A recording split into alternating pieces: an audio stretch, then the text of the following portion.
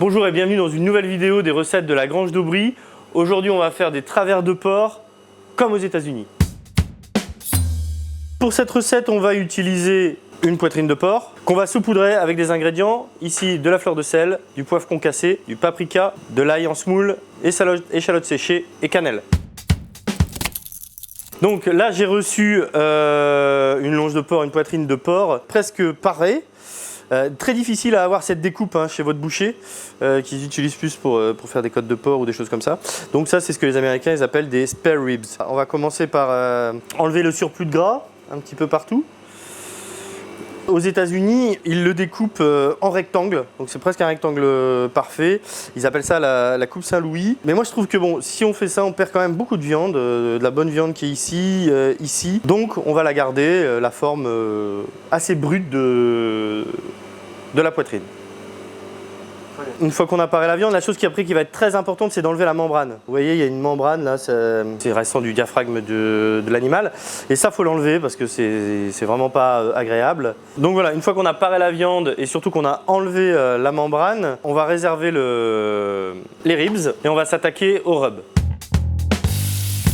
Le rub, c'est une marinade sèche qu'on va saupoudrer sur la viande.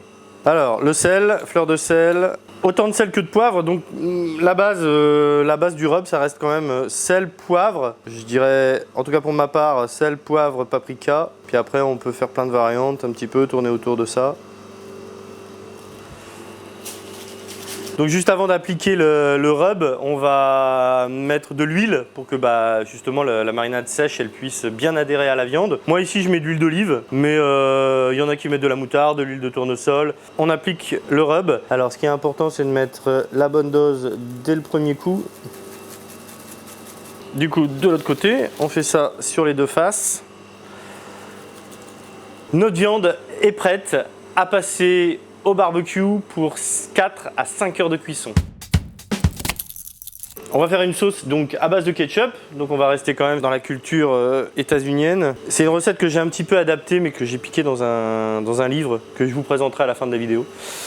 On mélange la sauce, on va la porter à ébullition dès que ça fait des petits bouillons. Voilà, tout en remuant, on va la porter à ébullition et puis ça sera prêt. Quand vous faites une sauce, quand vous la prenez comme ça, hop, faut qu'elle nappe bien la cuillère, vous voyez, ça coule pas. Ça coule pas trop vite en tout cas, ça a quand même une bonne consistance.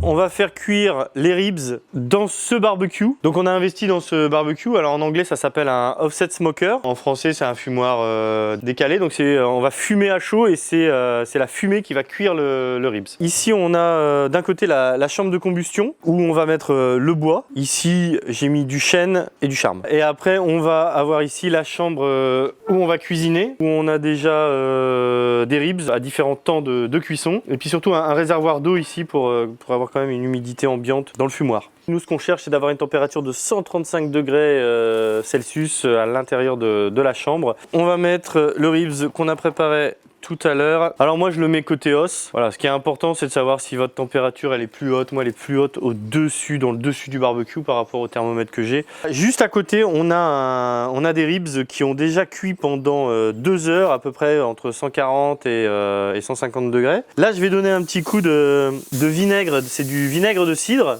qu'on a utilisé dans la sauce aussi.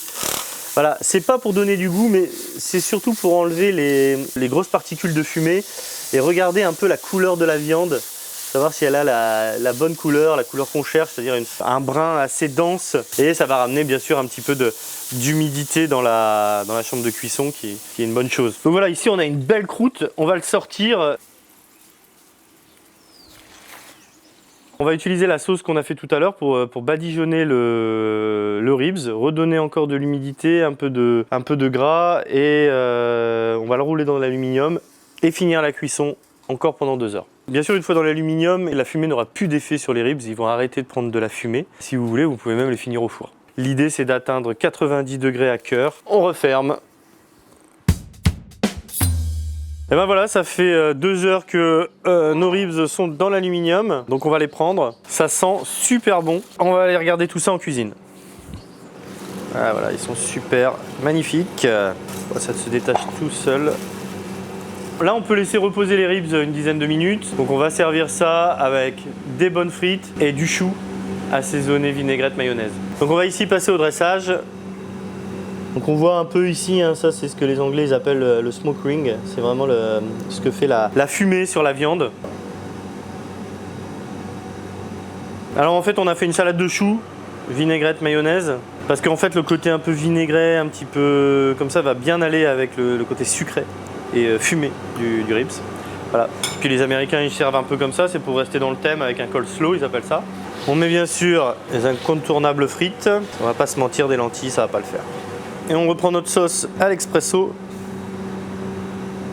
Et voilà, des ribs à l'américaine. En fait, on utilise une façon de cuire les aliments moi je connaissais pas du tout. Je me suis quand même pas mal cultivé avec un bouquin dont je vous ai parlé. C'est là que j'ai tiré la sauce qu'on a fait, la sauce à l'expresso. C'est un livre de Aaron Franklin, Meat Smoking Manifesto. C'est super, c'est vraiment, ça donne toute la culture barbecue qu'il peut y avoir aux États-Unis et tout ce qu'il y a autour de cette cuisson avec la fumée, le bois et la viande. Donc voilà, c'était les ribs à l'américaine qu'on va commencer à cuisiner à partir de ce mois-ci à la Grange d'Aubry.